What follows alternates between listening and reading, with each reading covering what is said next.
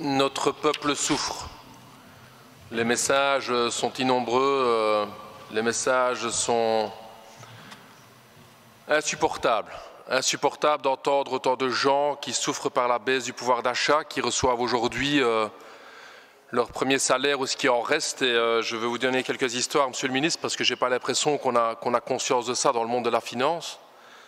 J'ai ici l'histoire d'une dame qui travaille en titre de service, 19 heures semaine, qui va devoir s'en tirer avec 600 ou 700 euros par mois. Mais c'est quoi ça? 600 ou 700 euros par mois? J'ai ici l'histoire d'un électromécanicien, un jeune homme, 32 ans, qui a lancé sa propre boîte, qui a embauché un travailleur. Donc il s'est lancé, il a pris des risques, qui se retrouve du jour au lendemain avec plus aucun client. Et qui me dit, mais Raoul, mais dis-leur là-haut, je veux dire, on ne sait pas continuer à vivre.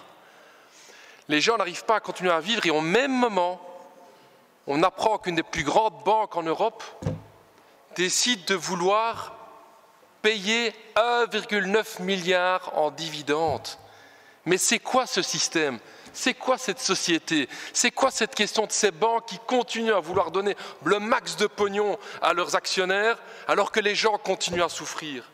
Et le pire, Monsieur le Ministre, c'est qu'on leur a donné plein de pognon en 2008 à ces banques-là, quand elles étaient dans la merde, quand elles étaient dans la crise. Combien on a donné à Fortis?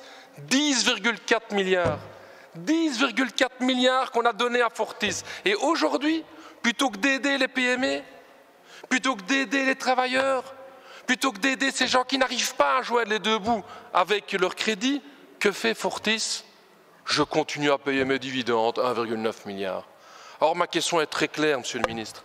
Allez-vous laisser faire ça? On est actionnaire de cette banque. Vous avez le pouvoir de dire stop. Les dividendes ne doivent pas sortir des banques et doivent aider les travailleurs. J'attends du volontarisme d'un point de vue politique sur la matière. Je ne veux et je ne peux pas être le porte-parole de la banque. En ik heb via diplomatieke contacten met Frankrijk bevestiging gekregen dat dit standpunt ook in Parijs gehoord is en begrepen is. Dat die herevaluatie wil zeggen dat er geen dividenduitkering zal zijn. Monsieur le ministre des Banques, vous avez en fait peu à dire sur les banques chez nous, et c'est bien ça le problème.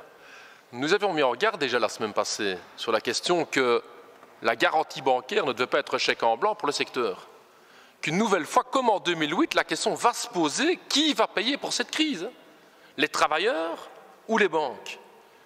Une semaine plus tard déjà, on voit que les grandes manœuvres ont commencé. Une semaine, franchement, moi honnêtement, je croyais qu'elles allaient attendre 3-4 semaines pour être un peu tactique, tu vois, au milieu de la crise. Non, non, non. Tout de suite déjà maintenant, ils sont déjà en train de penser au business. Vous nous dites que vous avez reçu des garanties. Moi, j'attends de voir. Parce qu'il y a une question de savoir s'ils vont remettre des dividendes en France. L'autre question, c'est de savoir si l'argent va partir de Belgique. Hein.